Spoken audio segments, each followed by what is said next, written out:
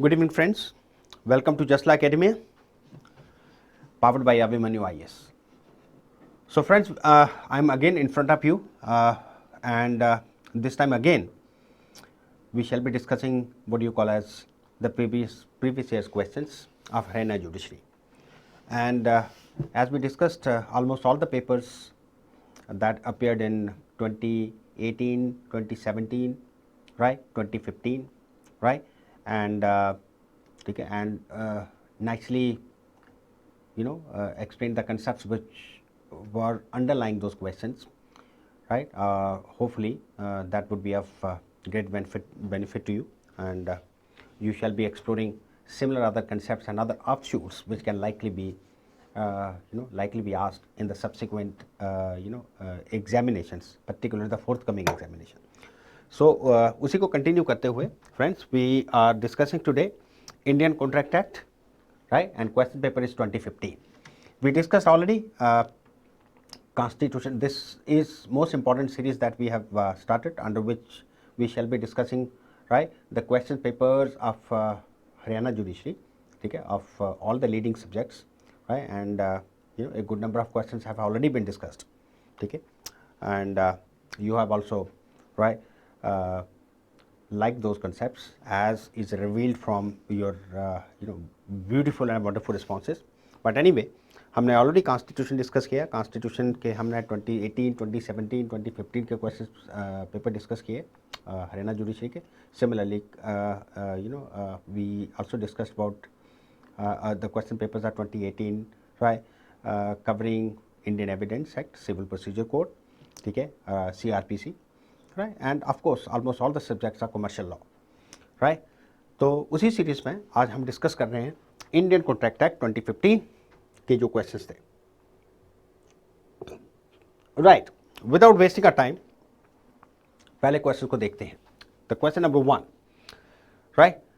इन question को discuss करने का सबसे बेनिफिट ये है कि एटलीस्ट आपके जितने भी जो इफ्स एंड बट्स, ठीक है, रिगार्डिंग कॉन्ट्रैक्ट लॉ, राइट, वो at least of course it's not possible to discuss exhaustively every concept of contract act, ठीक है, while discussing these question papers, but at least आपके, right, आपने अगर ऑलरेडी पढ़ा है तो वो, right, ब्रश अप हो जाएगा, ठीक है, राइट. सिमिलरली आइए जी नंबर 1 क्वेश्चन को देखते हैं, और इसमें पूछा है अंडर सेक्शन 19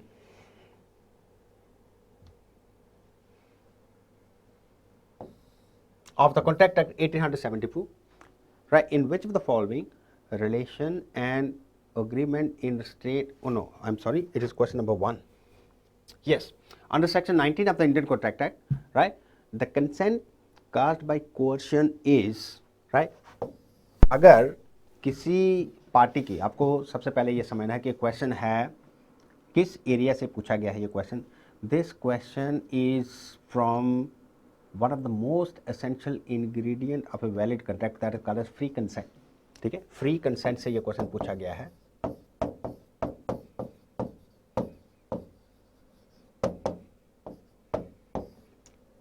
राइट. और आपको पता है कि कोई भी वैलिड कॉन्ट्रैक्ट कंट्रोल करने के लिए, राइट, कैपेसिटी ऑफ पार्टीज के साथ साथ कुछ और एसेंशियल कंडीशंस भी हमें अंडर इंडियन कॉन्ट्रैक्ट एक्ट में फुलफिल करनी है. Section 10 elaborately, right, explains all those, right. Among the several conditions for concluding a valid contract, एक important condition है कि contract, ठीक है, जो contracting parties हैं they must be free, ठीक है, right, in so far as, right, their consent to the subject matter of the contract is concerned, ठीक है, उसमें बिल्कुल फ्री होनी चाहिए. मीन्स कंसेंट अगर कभी भी किसी विशिएटिंग फैक्टर से सफ़र करेगी तो वो फ्री कंसेंट नहीं होगी, ठीक है. तो आपको पहले समझ लेना है कि what do you mean bye consent. सबसे पहले फ्री कंसेंट किसको कहते हैं. तो फ्री कंसेंट एक ऐसा कंसेप्ट है, राइट, जब दोनों पार्टीज जो कॉन्ट्रैक्ट कंक्लूड कर रही हैं, A and B suppose in this case, right, they must be thinking in the same terms, and, right, and forming the same intention as to the subject matter of the contract, ठीक है. It mean जिसको हम contract law में कहते हैं consensus ad idem, mean there must be a meeting of minds. अगर दो parties A and B कोई कॉन्ट्रैक्ट कंक्लूड कर रही हैं और उनकी मीटिंग ऑफ माइंड नहीं है, राइट, जिसके ऊपर वो कॉन्ट्रैक्ट कर रहे हैं, तो उसको कभी भी फ्री कंसेंट नहीं कहा जाएगा.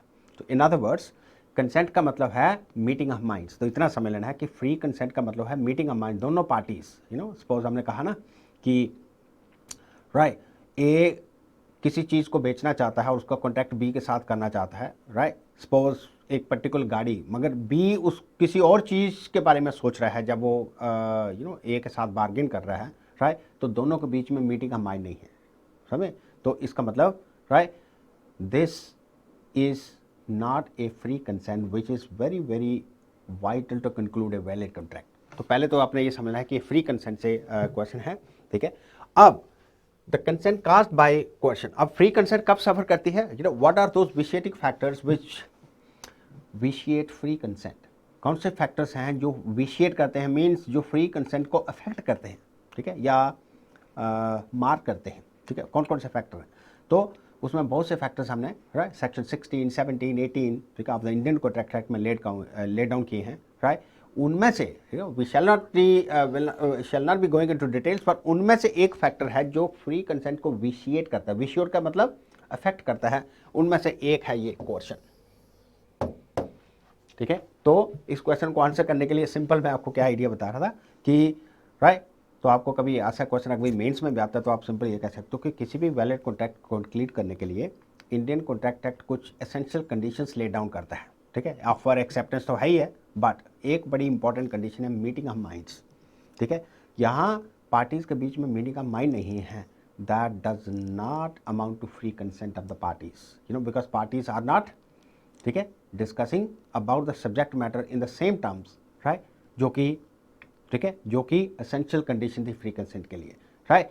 अब ये फ्री कंसेंट जो है, राइट, समय it may suffer due to several factors, right, free consent could suffer due to coercion, जो इस क्वेश्चन में पूछा है, free consent could suffer due to mistake, ठीक है, free consent could suffer due to fraud, ठीक है, कि दूसरी पार्टी ने उसको मिस रिप्रेजेंट किया, फ्रॉड किया, ठीक है, एंड अनड्यू इन्फ्लुएंस किया, राइट, तो बहुत से फैक्टर्स हैं हमारे कॉन्ट्रैक्ट एक्ट में जिसके थ्रू फ्री कंसेंट विशिएट होती है, विशिएट मैंने अगेन वर्ड यूज़ कर रहा हूँ, मेरी फ्री कंसेंट सफ़र करती है, मेरी फ्री कंसेंट अफेक्ट होती है, उनमें से एक कंडीशन है कोर्शन, कोर्शन को इंग्लिश लॉ में कहा जाता है ड्यूरेस, ठीक है, तो कभी आपको ऐसे भी पूछा जाता है, बट इंडियन कॉन्ट्रैक्ट एक्ट यही वर्ड यूज़ करता है, ड्यूरेस, DURESS, ये इंग्लिश लॉ में इसको कहा जाता है ड्यूरेस, राइट, और इंडियन कॉन्ट्रैक्ट एक्ट में वर्ड क्या यूज़ किया है, कोर्शन, राइट। अब कोर्शन का मतलब अगर आप पूछोगे, राइट, अगर इसका हम लिटरल इंग्लिश में नहीं किए तो कोर्शन का मतलब होता है right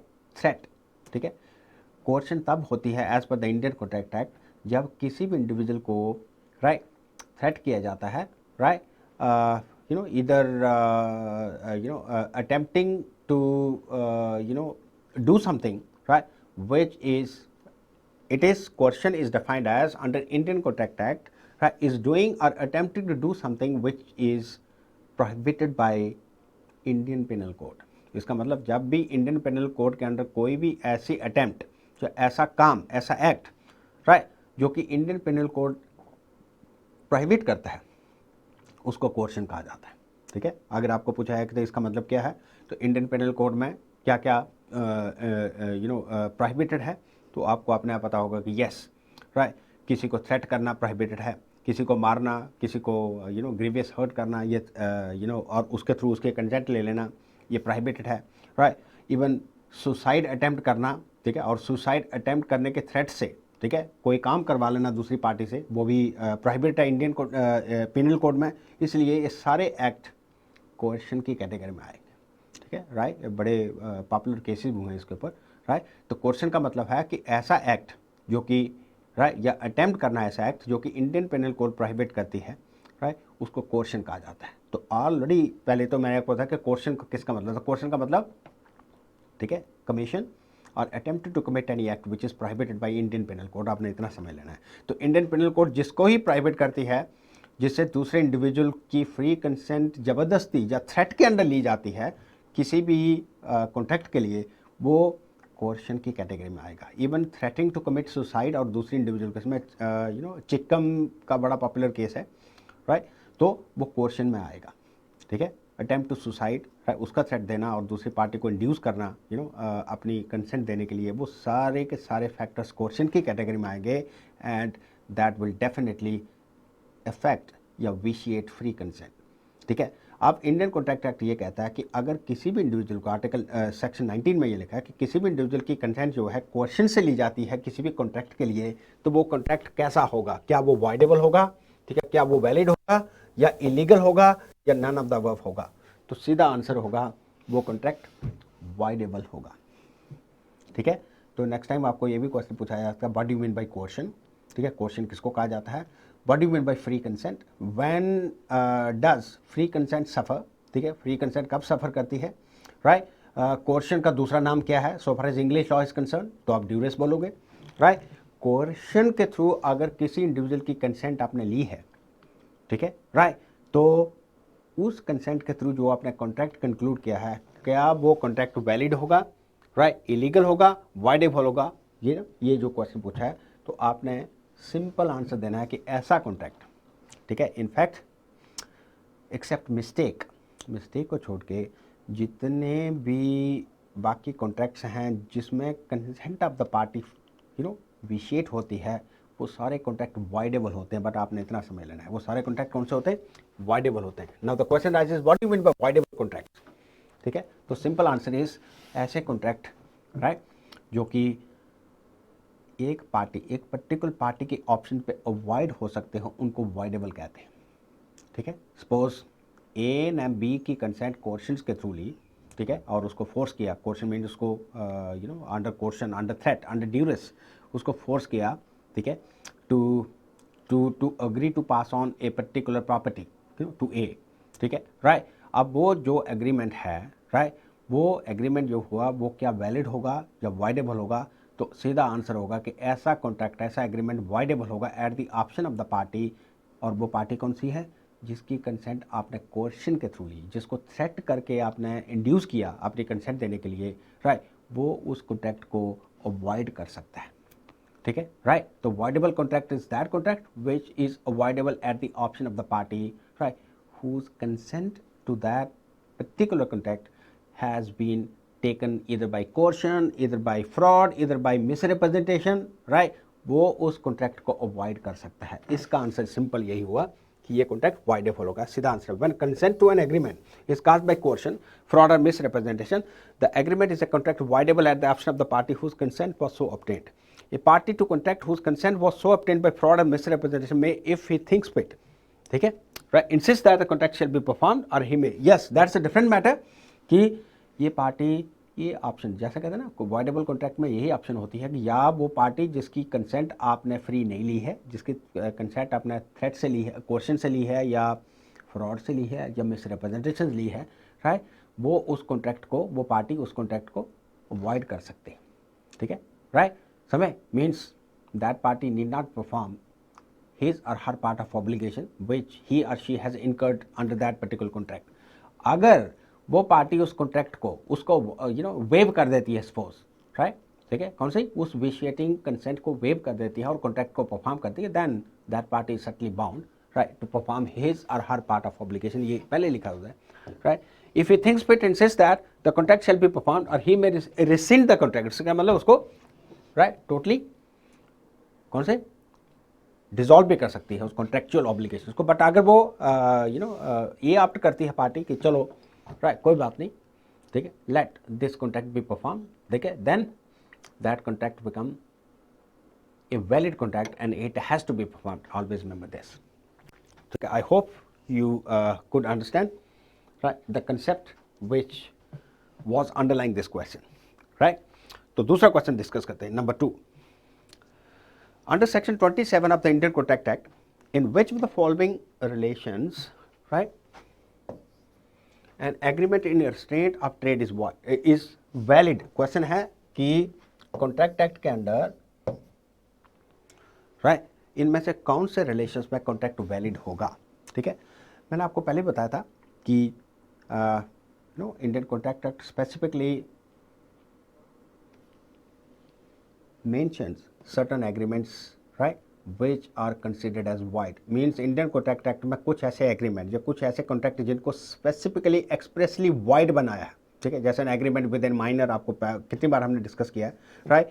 similarly there are several other agreements, ठीक है, such an agreement to perform an impossible task, right? Impossibility of performance, that is definitely what you call as a void agreement, ठीक है. An agreement which is opposed to the public policy, right? An agreement which is immoral, an agreement which is opposed to a particular law, ठीक है, किसी कानून को violet कर रहा है, तो a contract which is in the nature of A wagering agreement, जिसमें बैटिंग वगैरह लगती हो, right. Similarly there are many other agreements, ठीक है, which have been specifically made void by the Indian Contract Act. उनमें से कुछ एग्रीमेंट हैं, ठीक है, जिनको भी इंडियन कॉन्ट्रैक्ट एक्ट, मैं सेक्शन 27 बता रहा हूँ, 27, 28, ठीक है, 26, जिनको Indian contract act void declare करता है, ठीक है. उसके बारे में हमने पहले डिस्कस किया था. उसमें से कुछ एग्रीमेंट है, जैसे agreement in state of marriage, ठीक है. कोई भी एग्रीमेंट ए, बी और सी, हमने आपको पहले बताया था कि ए और बी के साथ वो एग्रीमेंट करता है, ठीक है, कि I shall be marrying you, right. अगर मैं डिफ़ॉल्ट करता हूँ तो I shall be paying you 50,000, अगर मैं सी के साथ मैरिज करता हूँ, ठीक है. But ultimately, right, A happens to marry C, right, और बी उसके अगेंस्ट 50,000 की सूट कौन से ले आता है, right, in order to seek the compensation. तो पहले हमने डिस्कस किया था कि such an agreement it is oppose to public policy and any agreement in state of marriage is absolutely void. Similarly in an agreement in state of, हमने पहले video को जरूर देखना जिसमें हमने कॉन्ट्रैक्ट एक्ट डिस्कस किया था. मैंने आपको अगेन आपको एम्फसाइज कर रहा हूँ कि सभी क्वेश्चन रिपीट होते हैं ईयर आफ्टर ईयर. आपको देयर कंटूर्स जो है क्वेश्चन के जो डायमेंशन है वो चेंज हो जाते हैं, बट क्वेश्चन का सब्जेक्ट मैटर वही रहता है. तो agreement in state of marriage हमने डिस्कस किया था, that is void agreement. Agreement in state of legal proceedings, right, कि किसी इंडिविजुअल को रिस्ट्रेन करना कि वो लीगल प्रोसीडिंग्स नहीं इनिशिएट करेगा, subject to certain exceptions that we have already discussed, ठीक है. Such an agreement is also void. Similarly उनमें से एक और एग्रीमेंट है, ऐसा एग्रीमेंट जो कि इन रेस्ट्रेंट ऑफ ट्रेड में कंक्लूड किया जाता है, जिसका मतलब ऐसा एग्रीमेंट जो trade has been defined quite widely, trade, business, profession, उसके ऊपर कोई अनरीजनेबल रिस्ट्रेंट लगाता है ऐसा एग्रीमेंट, तो वो एग्रीमेंट भी राइट वाइड होगा एज पर द इंडियन कॉन्ट्रैक्ट एक्ट.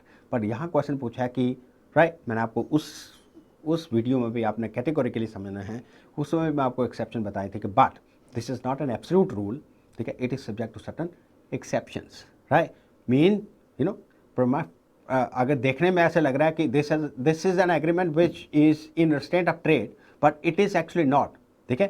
समय तो कहने का मतलब an agreement in state of trade is also a valid agreement under certain circumstances, right, which are specifically lay down in the Indian contract act. और right, अगर कोई party उसको right wide declare करना चाहती है कि ये agreement in state of trade है, बट ठीक है, that agreement falls within certain exceptions, जो कि इंडियन कॉन्ट्रैक्ट एक्ट क्रिएट करता है कि ये agreement in state of trade नहीं होंगे और वैलिड होंगे, है. उनमें से बहुत सी एक्सेप्शंस हैं, ठीक है, हमने पहले भी डिस्कस किया था. इस कॉन्टेक्स्ट में, इस क्वेश्चन में जो पूछी है राइट उन्होंने कि mutual adjustment, business contingency, sale of goodwill, तो उसमें से एक एक्सेप्शन आती है सेल ऑफ गुडविल, ठीक है. और सेल ऑफ गुडविल को भी मैंने उस वीडियो में डिस्कस किया था कि सेल ऑफ गुडविल का मतलब है कि ए और बी आपस में एग्रीमेंट करते हैं, ठीक है. ए अपना पूरा ट्रेड जो बिजनेस सपोज वो आप ये कह सकते हो कि एक पर्टिकुलर प्रोडक्ट में ट्रेड कर रहा था, ठीक है, वो बी को बेच देता है along with his entire goodwill and all that, right. और एक एग्रीमेंट कंक्लूड करता है कि I shall not be carrying on the same business. कौन सा? आप बिजनेस लाइक फोटो कॉपिंग का बिजनेस सपोज, ठीक है, कि मैं तुमसे एग्रीमेंट करता हूँ कि मैं फोटो कॉपी का बिजनेस इस मार्केट में इतने देर के लिए बिल्कुल नहीं करूँगा, ठीक है, इतनी देर के लिए नहीं करूँगा फोटो कॉपिंग का बिजनेस, राइट, इतनी देर के लिए और इस मार्केट में, पर्टिकुलर मार्केट में. Is that clear? तो वो एग्रीमेंट वैलिड माना जाएगा, क्योंकि that is an exception to an agreement in state of trade, because that falls within an exceptional category called as sale of goodwill.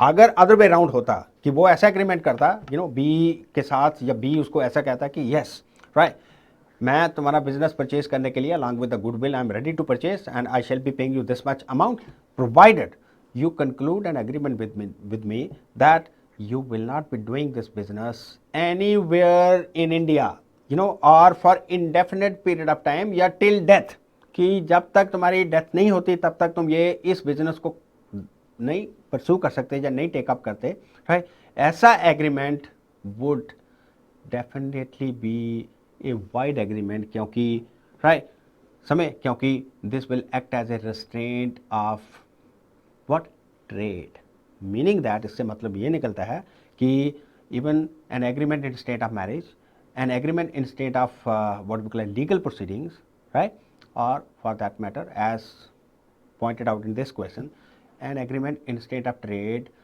right, is definitely a valid agreement provided it is within the exceptions which are, ठीक है, laid down in the Indian Contract Act, provided ये जो restraint है ये unreasonable ना हो। अगर ये स्टेट, जैसे मैंने आपको बताया कि और बी, ए अपना बिजनेस बी को बेच देता है, ठीक है, सपोज फोटो कॉपिंग का बिजनेस है, राइट, और राइट ए और बी एक एग्रीमेंट कंक्लूड करते हैं कि बी इस बिजनेस को एनीवेयर इन इंडिया या एनीवेयर या टिल डेथ कहीं भी इस बिजनेस को दोबारा शुरू नहीं कर सकता, तो that will amount to a restraint on one's right to do trade, business or profession, whatever, right, which is one of the valuable fundamental rights, which is guaranteed to everyone, ठीक है, under article 19 clause 1G of the constitution, right, तो वो unreasonable restriction हो जाएगी, इसलिए ऐसा agreement नहीं हो सकता। मगर अगर इसी को हम राइट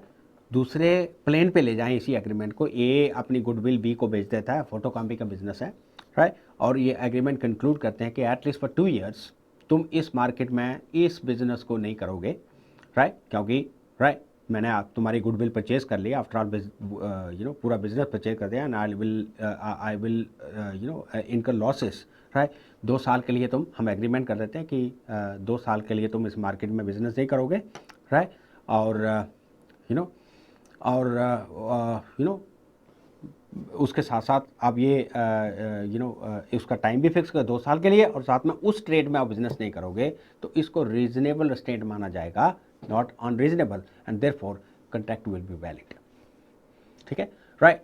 तो सेल ऑफ गुडविल एक एक्सेप्शन है जो इस क्वेश्चन में पूछी, otherwise there are many other exception जो पार्टनरशिप एक्ट के अंदर, ठीक है, पार्टनर्स आपस में, एक पार्टनर अगर पार्टनरशिप को छोड़ देता है और अल्टीमेटली वो एग्रीमेंट कर लेता है रिमेंडर पार्टनर्स के साथ कि मैं पार्टनरशिप का बिजनेस नहीं परस्यू करूँगा, that is also a valid agreement, right, क्योंकि पार्टनरशिप की ये सेक्शंस भी एक्सेप्शंस हैं, right, to an agreement in state of trade, ठीक है। देन हमने पहले भी डिस्कस किया था कि अगर ऐसा एग्रीमेंट है जिसको हम सोलस एग्रीमेंट कहते हैं, सोलस एग्रीमेंट का मतलब ये है कि ए और बी राइट आपस में एग्रीमेंट करते हैं कि A is the manufacture of particular goods, एक पर्टिकुलर गुड्स मैन्युफैक्चर करता है, और बी के साथ वो एग्रीमेंट करता है कि I shall be supplying you all the goods, ठीक है, manufactured by my company, right, only to you and no one else, provided you fix up, ठीक है, you contract a fixed rate, right, ठीक है, against those goods,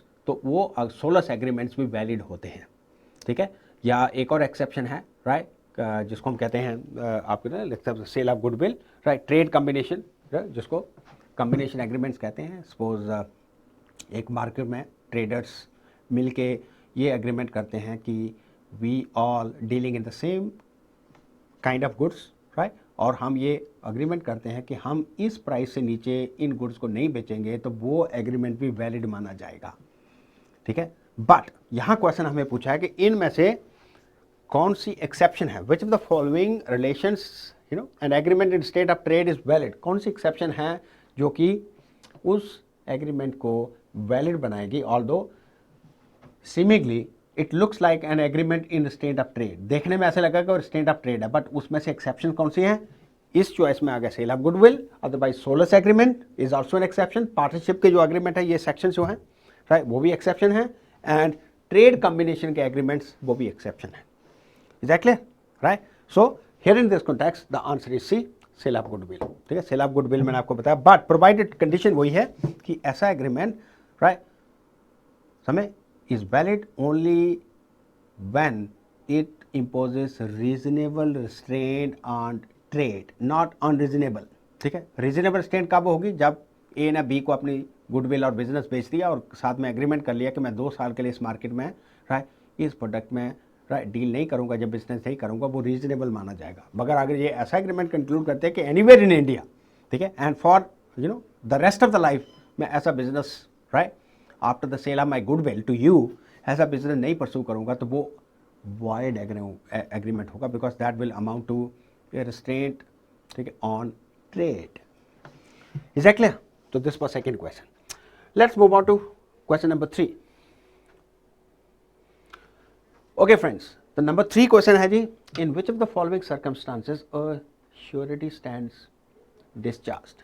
इनमें से कौन से ऐसे सर्कमस्टांसेस जिसमें श्योरिटी डिस्चार्ज हो जाएगा। डिस्चार्ज का मतलब होता है डिस्चार्ज, जैसे हॉस्पिटल से डिस्चार्ज होता है आदमी, जब उस ठीक हो जाता है उसको डिस्चार्ज कर जाता है, ऐसे ही राइट श्योरिटी राइट डिस्चार्ज हो जाएगा अपनी ऑब्लिगेशन से, ठीक है। बट इस क्वेश्चन को आंसर करने से पहले आपको ये पता होना चाहिए कि ये क्वेश्चन किस एरिया से पूछा गया है, ठीक है। तो आपको कॉन्ट्रैक्ट ऑफ गारंटी आपने नाम सुना होगा। कॉन्ट्रैक्ट ऑफ गारंटी जो है इंडियन कॉन्ट्रैक्ट एक्ट में एक स्पेशल काइंड ऑफ कॉन्ट्रैक्ट होते हैं जिसमें 3 पार्टीज इन्वॉल्व होती है। आपने कहना कि ये एरिया है, ये क्वेश्चन पूछा गया है कॉन्ट्रैक्ट ऑफ गारंटी से, ठीक है। इसको कहते हैं इंडेमनिटी एंड गारंटी, उसमें से पूछा गया है, राइट। बट यहाँ question specially in the context of surety पूछा है, ठीक है। तो आपको याद रखना है कि एक ऐसा कॉन्ट्रैक्ट जिसको कॉन्ट्रैक्ट ऑफ गारंटी कहते हैं, राइट, उसमें वो ऐसे स्पेशल टाइप का कॉन्ट्रैक्ट होते हैं जिसमें स्पेसिफिकली 3 पार्टीज इन्वॉल्व होती हैं, ठीक है। तो पहले समझ लेना है कि श्योरिटी वाला जो कॉन्ट्रैक्ट है, जो गारंटी वाला कॉन्ट्रैक्ट है, उसमें 3 पार्टीज इन्वॉल्व होती हैं, राइट। इसकी बेस्ट एग्जांपल आपने समझ लेनी है बैंक। बैंक जब लोन देता है, राइट, तो राइट समय उसमें जो गारंटर होता है उसी को श्योरिटी कहते हैं। इसका मतलब है कि गारंटी का एग्रीमेंट 3 पार्टीज इन्वॉल्व करते हैं होती हैं। इसमें एक होता है क्रेडिटर, ठीक है, सपोज इन दिस केस आप समझ लो एक बैंक है, ठीक है। दूसरा होता है जिसने लोन लिया बैंक से, उसको कहते हैं प्रिंसिपल डेटर,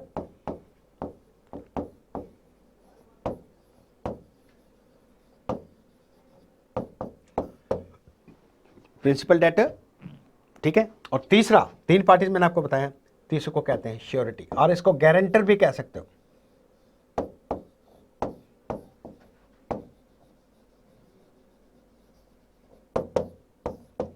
ठीक है जी। ये 3 पार्टीज हैं, ठीक है, right. It is these 3 parties, right, who are sine qua non, means who are very essential to conclude a contract of guarantee, ठीक है। तो श्योरिटी को गारंटर भी कहते हैं, गारंटर कह रहा हूँ, ठीक है। क्रेडिटर हो गया एक बैंक जिसने लोन दिया, राइट, जिसने लोन लिया वो हो गया प्रिंसिपल डेटर, और जिसने उस लोन की गारंटी दी कि in case principal debtor default करेगा लोन पेमेंट में, ठीक है, या किसी और कंडीशन में अपनी जो ऑब्लिगेशंस है इस कॉन्ट्रैक्ट के अंडर उसको फुलफिल नहीं करेगा, then I shall stand surety to principal debtor, ठीक है। वो सारा का सारा श्योरिटी को भरना पड़ेगा, ठीक है। तो पहले तो आपने ये समझना कि ये किस टाइप का एग्रीमेंट है। तो नेक्स्ट टाइम आपको ये पूछा जाता है कि राइट कॉन्ट्रैक्ट ऑफ गारंटी में कितनी पार्टीज इन्वॉल्व होती है। नो द क्वेश्चन इज कि ये जो श्योरिटी है, ठीक है, जिसको हम गारंटर कह रहे हैं, राइट, क्या ये ऑलवेज लायबल है, ठीक है, even though principal debtor commits, ठीक है, सर्टन मिस्टेक्स, या principal debtor colludes with creditor, right, principal debtor वो क्रेडिटर के साथ ही मिल जाता है और राइट और कोई भी एक डिफरेंट एग्रीमेंट कर देते हैं, क्या श्योरिटी राइट फिर भी लायबल है जो ऑब्लिगेशंस ली हैं, यही contract of guarantee lay down करता है, राइट। तो कहने का मतलब ये है कि जो श्योरिटी है ये कब डिस्चार्ज होगा, किन कंडीशंस में, किन फैक्टर्स में डिस्चार्ज होगा, राइट, वो हमें section 133 and 134 of the Indian contract में ले डाउन की है, ठीक है। समझ लें आपको श्योरिटी किसको कहेंगे।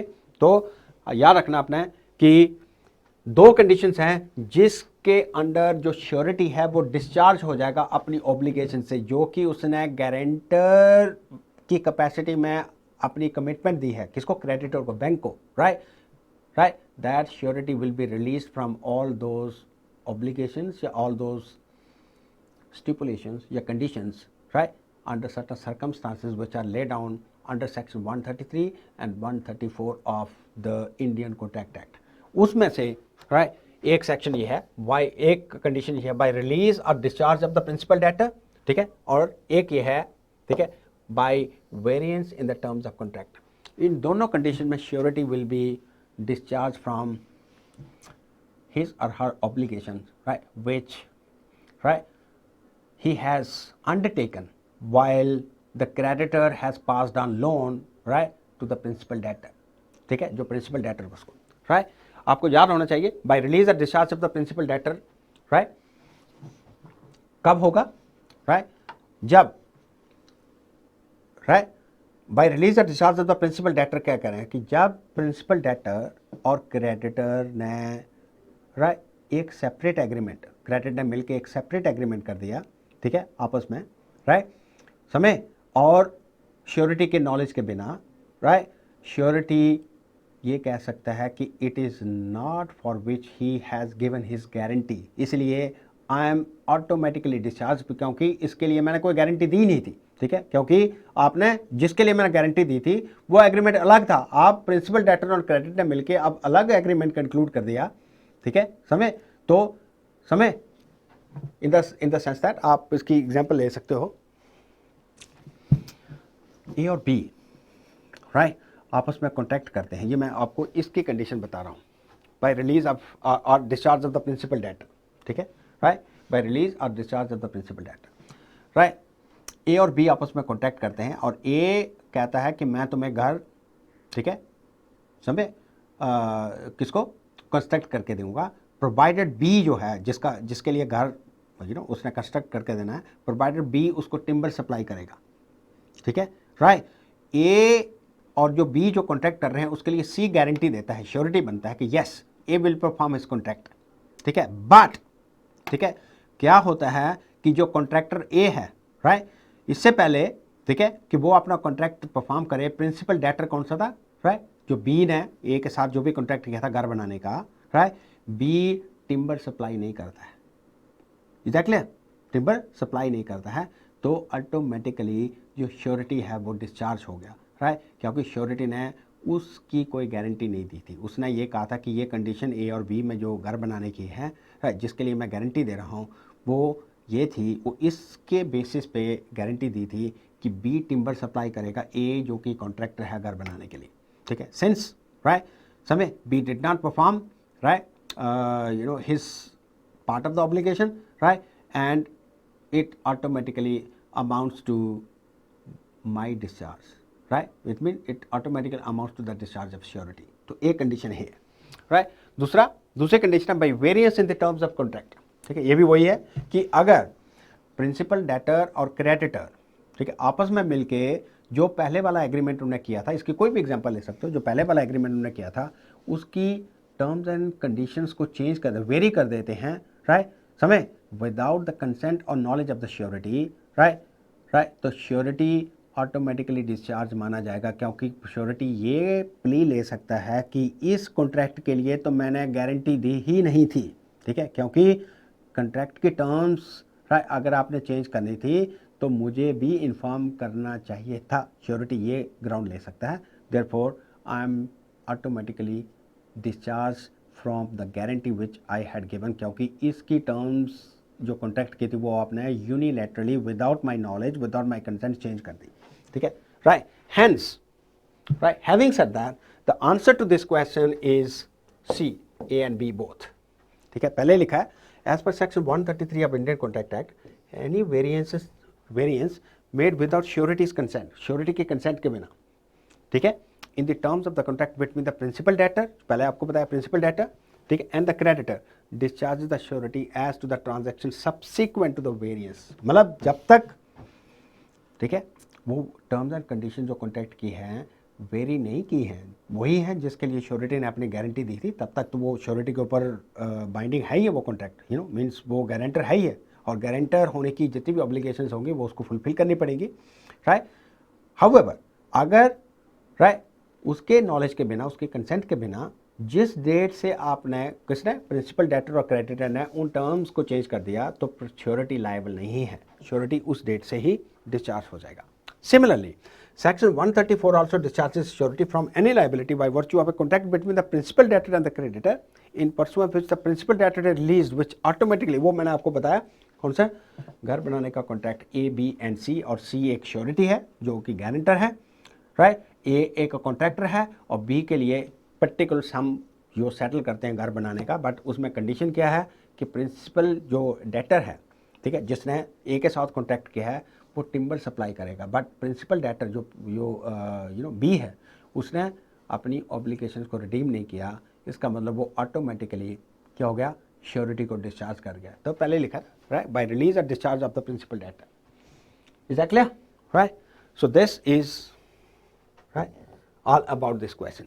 Let's move on to next question. Question number 4. Under section 20 of the Indian Contract Act 1872, in case both parties are under mistake as to matter of fact, the contract is right. Again this question I need not to repeat, again ये question हमें कौन सा? Free consent के topic से पूछा गया, right, और आई I am constrained to repeat those essential conditions to conclude a valid contract कि एक valid contract में not only there must be an offer and acceptance but there must be competence of the parties, capacity of the party जिसको कहते हैं, and fourthly there must be free consent.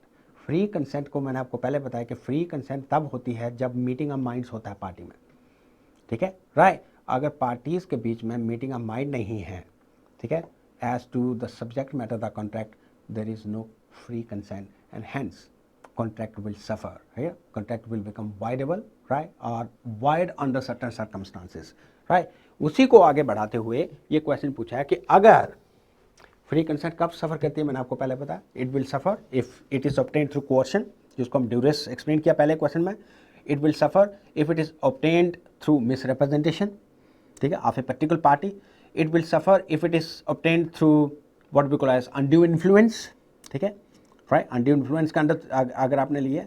It will suffer if it is obtained through fraud, ठीक है, right, on a particular party. And free consent will also suffer, जिसको हम कहते हैं consent will vitiate if the same is obtained under a mistake, ठीक है। But आपने समझ लेना है कि as per Indian contract act this mistake can be of two types. ये मिस्टेक दो किस्म की हो सकती है पार्टी के बीच में। One is called as mistake of law and other is called as mistake of fact. तो मिस्टेक आपने समझ लेना है, मिस्टेक से क्वेश्चन पूछा हुआ है। तो मिस्टेक ऑफ लॉ दो किस्म की, ऑफ लॉ राइट, और ऑफ फैक्ट दो किस्म की। तो जहां तक मिस्टेक ऑफ लॉ है जी, उसका कोई एक्सक्यूज नहीं है। हमें बड़ा यूनिवर्सल लॉ का मैक्सिम पता होना चाहिए कि ignorance of law is no excuse, ठीक है। अगर कोई भी आप लॉ की मिस्टेक में, राइट, समझे, कोई भी अंडरटेकिंग या ऑब्लिगेशन इनकर करते हैं, या कोई भी ऐसा एग्रीमेंट कंक्लूड करते हैं, right, you will not be allowed to take the refuge of mistake of law. इसका मतलब आपको, राइट, वो ऑब्लिगेशन रिडीम करनी ही पड़ेगी, क्योंकि मिस्टेक ऑफ लॉ का कोई एक्सक्यूज़ नहीं है। जहाँ तक मिस्टेक ऑफ फैक्ट की बात है, राइट, ये भी दो किस्म की हो सकती है mistake fact, unilateral mistake and bilateral mistake. देखो जी, हम इसमें डिटेल में नहीं जा सकते इधर because due to the constraint of time, but आपको इतना बताएं कि mistake is also one of the vitiating factor, right, for right affecting free consent which is very very vital for concluding a valid contract, right. जो mistake है, mistake of fact दो किस्म की हो सकती है, यूनिलेटरल भी हो सकती है और बाईलेटरल भी हो सकती है। यहाँ तक यूनिलेटरल है, इसका मतलब एक particular party under erroneous assumption में बिलीव कर रही है। मिस्टेक का मतलब होता है इरोनियस एजम्पशन या erroneous belief about a particular thing, उसको मिस्टेक कहते हैं। अगर एक ही पार्टी उस इरोनियस बिलीफ में जी रही है, राइट, और दूसरी पार्टी तो कुछ सही तरीके से अपना प्रपोजल दे रही है, राइट, तो जो पार्टी एरोनियस बिलीफ में होगी, राइट, वो बाउंड होगी because such a contract would be voidable. However अगर दोनों पार्टीज मिस्टेक के अंडर किसी सब्जेक्ट मैटर के साथ डील कर रही हैं, जिसको हम कहते हैं बायलैटरल, मतलब बोथ प्रपोजर एंड प्रपोजी या ऑफर एंड ऑफरी, अगर दोनों मिस्टेक के अंडर हैं तो वो कॉन्ट्रैक्ट वॉइड होगा, ये याद रखना। बायलैटरल मिस्टेक में कॉन्ट्रैक्ट, तो यहां क्वेश्चन जो पूछा है, right, in case both the parties are under a mistake, इसका मतलब ये बायलैटरल मिस्टेक का क्वेश्चन है जी। बायलैटरल मिस्टेक है,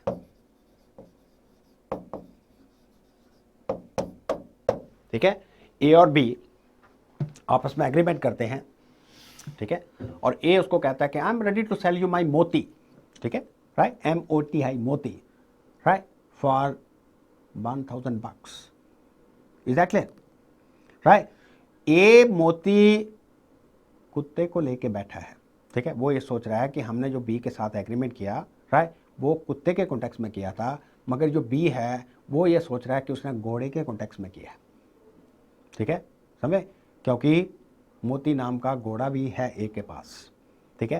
कहने का मतलब ए और बी के बीच में एग्रीमेंट हो रहा है और मोती की सेल की डील चल रही है जी, उसमें दोनों एग्री करते हैं, बट दोनों अलग अलग टर्म्स में सोच रहे हैं, दोनों की मीटिंग ऑफ माइंड नहीं है, both are under bilateral mistake. A intends to sell his Moti, that is dog, right, for 1000 bucks, whereas B, right, is intending to purchase for 1000 bucks, right, मोती, that is horse, right, दोनों bilateral mistake में हैं, right, इसलिए ऐसा contract याद रखना, ऐसा contract क्या होगा, void होगा, ठीक है। मैंने आपको एक सिंपल एग्जांपल दी, मोती की एग्जांपल दिमाग में आ गई है, इसलिए according to section 20 where both the parties to an agreement are under mistake as to matter of fact, ये मैटर ऑफ फैक्ट है ना मोती, right, essential to the agreement, agreement क्या है, essential, it's a backbone of agreement, क्योंकि मोती की cell और परचेज का एग्रीमेंट कर रहे हैं दोनों, ठीक है, essential to the agreement, the agreement is void, contract is void only if there is a mistake on behalf of both the parties, पहले बता बायलैटरल, ऊपर क्वेश्चन आ रहा है, mistake should be in reference to a matter of fact, क्या है matter of fact, क्या है, मोती, right, and that fact should be essential to the agreement. Of course, that fact is the sine qua non, that is the backbone of the agreement which A and B are concluding, that is the sale and purchase of moti. Is that clear? Is that clear? Right, yes, so this agreement is void. Moving on to fifth question. Okay, fifth question, which of the following sections incorporates the surety's right of subrogation? Very good question. Again, right, you can trace the origin of this question from that part which we discussed earlier. ये ही surety, that is guarantee और indemnity के जो contract हैं उस area से पूछा गया है, ठीक है, and I have already discussed that a contract of guarantee, right, involves three parties, one is called as creditor, दूसरा principal debtor, and third is called as guarantor और श्योरिटी, ठीक है। बैंक की मैंने बेस्ट एग्जांपल आपको दे दी, ठीक है। अब यह क्वेश्चन पूछा है कि श्योरिटी, वहाँ हमने अर्लियर क्वेश्चन भी डिस्कस अबाउट श्योरिटीज डिस्चार्ज, ठीक है, कि श्योरिटी कब डिस्चार्ज होगा, तो मैंने कहा अगर कोई टर्म्स एंड कंडीशन में वेरिएंस, राइट, वेरी कर रही without the consent of the surety, तो डेफिनेटली वो डिस्चार्ज होगा, या राइट प्रिंसिपल डेटर ने उसको खुद ही डिस्चार्ज कर दिया थ्रू इस कंडक्ट, जैसे मैंने वो कंस्ट्रक्शन की ए एंड बी की जो कंस्ट्रक्शन की घर कंस्ट्रक्ट करने की कंडीशन दी थी, ठीक है, जो एग्जांपल दी थी, राइट। यहाँ क्वेश्चन पूछा है कि राइट ऑफ सब्रोगेशन, तो पहले आपने सब्रोगेशन को समझना है कि what do you mean by right of subrogation, right. Right of subrogation का मतलब होता है to be compensated for whatever a person has done, ठीक है, उसको कहते हैं सब्रोगेशन का मतलब उसका राइट है, उसका right to sue a particular person, right, against, ठीक है, against whatever a particular person has done in his favour, उसको सब्रोगेशन कहते हैं। श्योरिटीज राइट ऑफ सब्रोगेशन में आपने ये याद रखना है कि श्योरिटी का राइट ऑफ सब्रोगेशन, राइट, किस सेक्शन में, को यहाँ सेक्शन का नाम पूछा है, किस सेक्शन में ले डाउन है, ठीक है। तो आपको पहले तो सब्रोगेशन का मतलब है, तो यहाँ आप इतना समझ लो कि section 140 of the Indian contract act surety का राइट ऑफ जो सब्रोगेशन है उसको ले डाउन करती है, राइट, उसके अंडर ये कहती है कि अगर प्रिंसिपल डेटर ने, राइट, डिफ़ॉल्ट किया और वो सारी लाइबिलिटी किसके ऊपर आ गई, श्योरिटी के ऊपर, राइट, क्योंकि श्योरिटी ने गारंटी दी है प्रिंसिपल डेटर की, और जो क्रेडिटर है वो श्योरिटी को सू कर सकता है कोर्ट ऑफ लॉ में, सपोज उसने लोन की गारंटी दी थी and the principal debtor defaults in payment the loan या EMIs for that matter, right, तो creditor has a right to sue, right, surety समय फॉर कंपनसेटिंग, राइट। तो अब श्योरिटी क्या करता है कि जो प्रिंसिपल डेटर जो उसने गारंटी दी थी उसको वो रिडीम करता है, उसको फुलफिल करता है, राइट, प्रिंसिपल डेटर के बिहाफ पे, ठीक है, प्रिंसिपल डेटर के बिहाफ पे, राइट, बैंक को लोन दे देता है, राइट, जो कि प्रिंसिपल डेटर को देना था, क्योंकि बट प्रिंसिपल डेटर ने डिफॉल्ट कर दिया और लोन किसने दिया, श्योरिटी ने। अब श्योरिटी का पूरा क्लेम प्रिंसिपल डेटर के ऊपर वैसा ही हो गया जो कि क्रेडिटर का, जो कि क्रेडिटर मीन जो कि एक बैंक का प्रिंसिपल डेटर के ऊपर था। इसको कहते हैं right of subrogation. It means that, right, surety has full right to sue the principal debtor, right, as if the creditor would have sued him for the recovery of loan, ठीक है। In other words एक word में बता दूँ जी, right, sureties right of subrogation ये कहता है कि अगर श्योरिटी, राइट, कौन सी, वो जो ऑब्लिगेशन जो कि प्रिंसिपल डेटर की थी उसको फुलफिल करता है as against the creditor, right, तो श्योरिटी क्रेडिटर के शू में एंटर कर देगा। It means he will step into, means surety will step into the shoe of the creditor, ठीक है। क्रेडिटर के जो right of suing, right, principal debtor के अगेंस्ट क्रेडिटर को था, राइट, समय वो राइट अब श्योरिटी को मिल जाएगा। इसको कहते हैं right of subrogation and this is laid down under section 140B। According to section 140 of the Indian contract act, which incorporates the right of subrogation, states that when the principal debtor makes a default in the performance of his duty, पहले बता दिया, ठीक है, duty क्या थी उसकी, loan पे करना, right, and on such a default the surety makes the necessary payment or otherwise surety उसकी पेमेंट दे देता है, सपोज उसका लोन भर देता है, right, he becomes invested with the all the rights which the creditor had against the principal debtor, I have already explained, ठीक है। मेरा मतलब है अब वो क्रेडिटर के शू में स्टेप इन कर जाएगा, ठीक है। So in short, in such a case, the surety steps into the shoes of the creditor and can sue him. किसको, प्रिंसिपल डेटर को सू कर सकता है, ठीक है। This is laid down under section 140, right. तो यहाँ आपको नेक्स्ट टाइम आपको what do you mean by principle of, right, कौन सा, राइट ऑफ सब्रोगेशन, ठीक है, what do you mean by right of subrogation, और सब्रोगेशन में क्या राइट मिलता है श्योरिटी को, राइट, उसकी क्या इम्प्लीकेशन होती हैं, right, this is what we can imply from this question, right। Moving on to next question. Question number 6. In which case of Mori Bibi was Dharmdas Ghosh, who was the defendant in the trial court, right? This is a well-known case, right? Whosoever has studied Indian Contract Act, right, he would have definitely studied this case, ठीक है। मोरी बीबी बस धर्मदास घोष, तो आपको ये पता होना चाहिए कि ये केस रिलेटेड है माइनर के एग्रीमेंट के सब्जेक्ट मैटर से, ठीक है। मोरी बीबी बस धर्मदास घोष, राइट, एक इतना लैंडमार्क केस है बिकॉज इंडियन कॉन्ट्रैक्ट एक्ट में इससे पहले कुछ भी 1872 का जो कॉन्ट्रैक्ट एक्ट था, इससे पहले कुछ भी नहीं डिसाइडेड था इंडियन कॉन्ट्रैक्ट में कि माइनर के एग्रीमेंट का क्या स्टेटस होगा। क्या माइनर का एग्रीमेंट रेटिफाई हो सकता है, right, against the minor, the after he और she attains the age of majority, या right, whether an agreement entered to by a minor with another party, whether the same agreement is voidable, ठीक है, या nullity या nudum pactum जिसको हम कह सकते हैं, क्या होगा उसका स्टेटस, राइट, वो तब तक बिल्कुल भी क्लियर नहीं था until this case was decided by Privy Council in 1903, ठीक है, राइट। और इसलिए ये माइनर के एग्रीमेंट का सबसे लैंडमार्क केस, तो आपको ये याद रखना है। तो नेक्स्ट टाइम आपको ये क्वेश्चन आ सकता है कि मोरी बीबी धर्मदास घोष बेसिकली ये किसके रिलेटेड लॉ सेटल करता है, क्या बताता है ये केस, इसने क्या लैंडमार्क डिसीजन दिया और किस सब्जेक्ट मैटर के रिलेटेड दिया, राइट। पर यहाँ हमें क्वेश्चन पूछा है कि मोरी बीबी धर्मदास घोष में डिफेंडेंट कौन था ट्रायल कोर्ट में, डिफेंडेंट, ठीक है, राइट।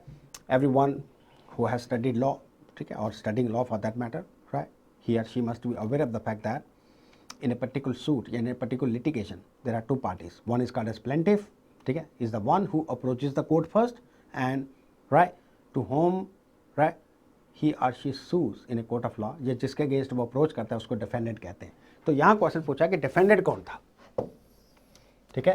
तो इसके बारे में कोई एक्सप्लेनेशन देने की जरूरत नहीं है, आपको पता होना चाहिए कि ब्रह्मोदत्त जो था, ठीक है, right, he was the defendant. आपको पूछा कि मोरी ये धर्मदास कौन था, ठीक है। तो धर्मदास, राइट, घोष जो था ये एक माइनर था, इसने एग्रीमेंट किया था अपनी प्रॉपर्टी के लिए, राइट, जिसके मॉर्टगेज करके, right, in favour of the defendant, ठीक है। डिफेंडेंट कौन सा, Brahmodutt, right, who was a money lender to secure a loan of ₹20,000 although he was given only 8,000, ठीक है। ये बड़ी लंबी स्टोरी हमें इसमें जाने की, बट इसका कंक्लूजन ये है, यहाँ बड़ा सिंपल सा क्वेश्चन पूछा है कि डिफेंडेंट कौन था, डिफेंडेंट आगे आंसर है कौन से, ब्रह्मोदत्त, ठीक है।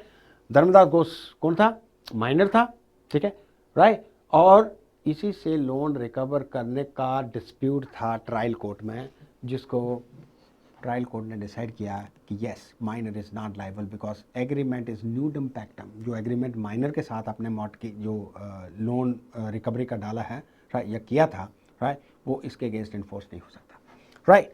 Let's move on to last question, question number 7।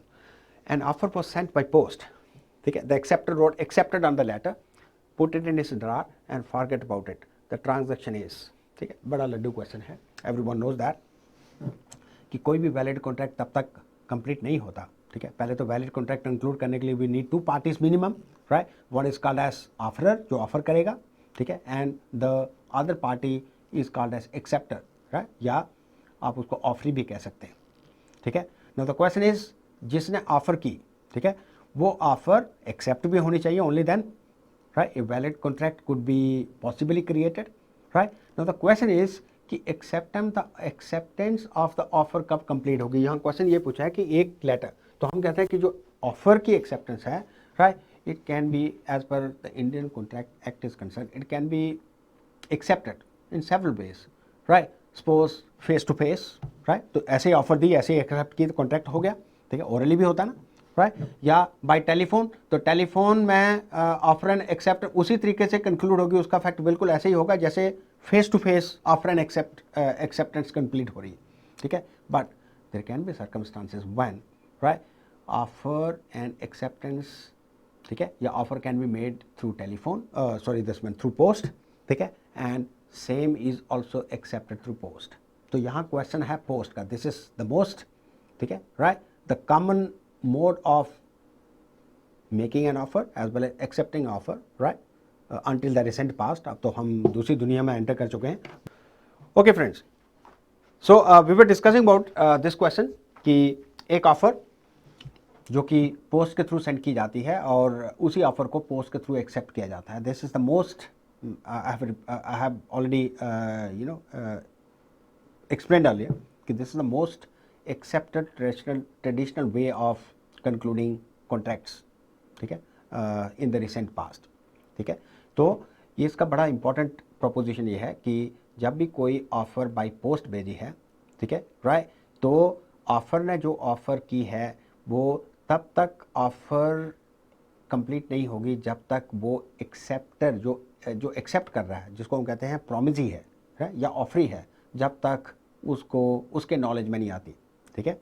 इसका मतलब वो लेटर जब तक वो पढ़ता नहीं, ठीक है, और उसमें क्या क्या लिखा है, तब तक ऑफर कंप्लीट नहीं होगी।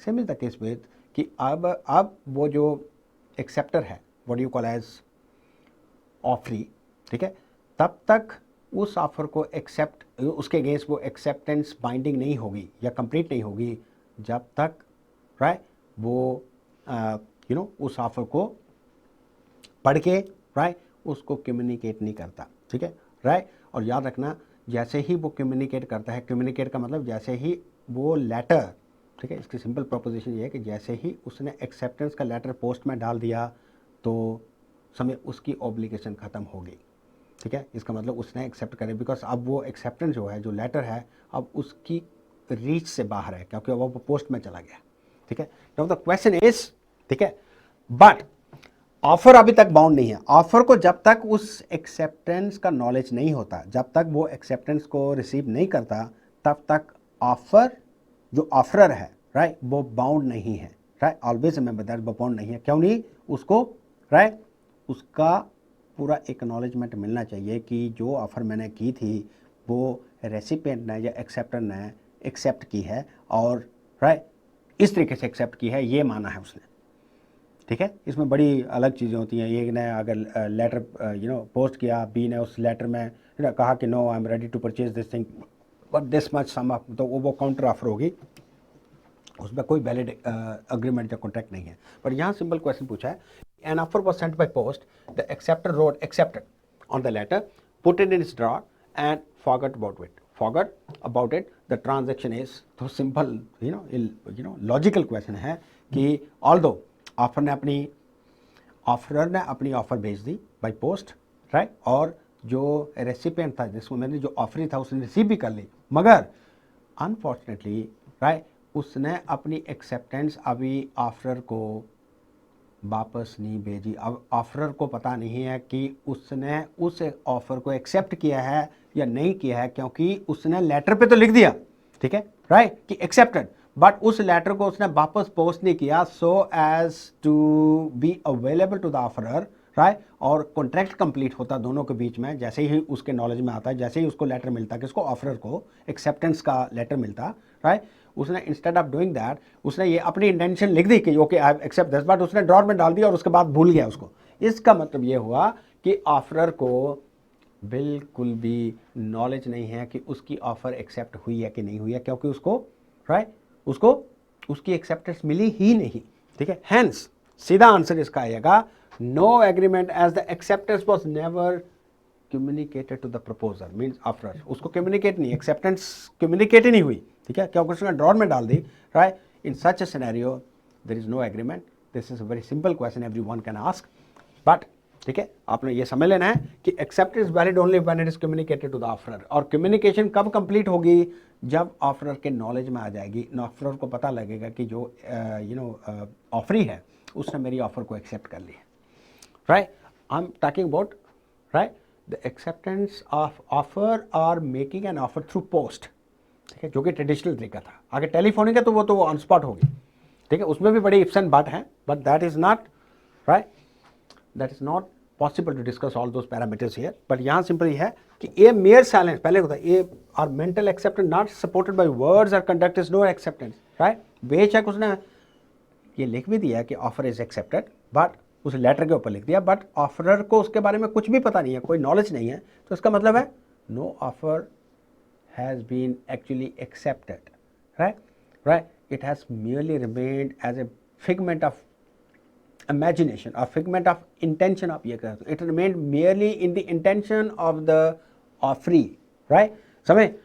समय उसके सिर्फ इंटेंशन में ही रिफ्लेक्ट होती है, बट राइट कंडक्ट में वो रिफ्लेक्ट नहीं होती, क्योंकि वो लेटर पोस्ट नहीं किया एक्सेप्टर ने, तो इसलिए कोई एग्रीमेंट नहीं हो सकता, right. Accepted communication of acceptance is complete even if the letter of accept, मैंने आपको ना वो लॉस्ट इन ट्रांजिट और डिलेड, वो मैंने जैसे ही उसने पोस्ट कर दिया तो एक्सेप्टेंस उसकी कंप्लीट होगी, ठीक है, कंप्लीट होगी, क्योंकि अब जो एक्सेप्टर है, जो ऑफरी है, उसके रीच से बाहर है, ठीक है, राइट। या इवन लेटर ट्रांजिट में खो भी जाता है, गुम हो जाता है, फिर भी कम्युनिकेशन ऑफ ऑफर कंप्लीट हो जाएगी, is complete even if the letter of accept is lost in transit or delayed after posting, but never when it is ये ना it is not posted, ये ना वो लेटर पोस्ट नहीं हुआ ना, तो इसलिए कौन सा the acceptance of offer is not complete at all and hence no agreement is concluded between A and B, ठीक है, that is offer and offering, right।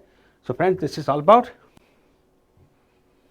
2015 Indian Contract Act, ठीक है, which we try to discuss this question paper from different dimensions, right, and trying to highlight different conceptual underpinnings, right, which are, okay, in natural corollary, right, to these questions, okay. If you like, so please do give your valuable suggestions and comments, which are always cherished by us, and do subscribe to our channel. Till then, thank you very much. Bye bye.